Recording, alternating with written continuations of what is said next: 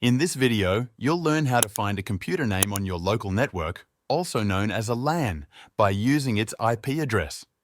This tutorial is for Ubuntu systems. First, open your terminal. You can do that by pressing Ctrl plus Alt plus T on your keyboard. Now, let's say you already have the IP address of a computer on your network. For example, the IP is 192.168.1.50. We want to find the name of that computer.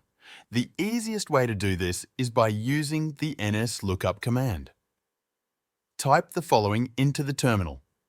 nslookup 192.168.1.50, press enter.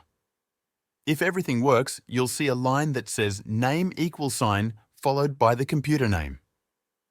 This is called a reverse DNS lookup, but sometimes this doesn't give any result. That means reverse DNS is not set up on your network.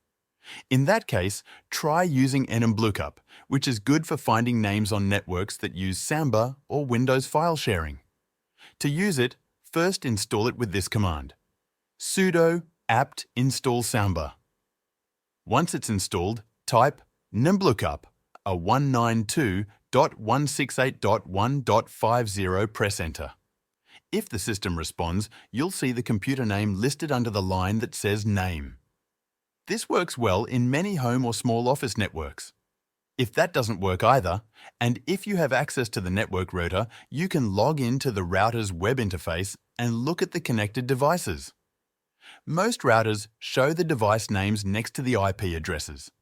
That's how you find a computer name from an IP address on Ubuntu. Thanks for watching.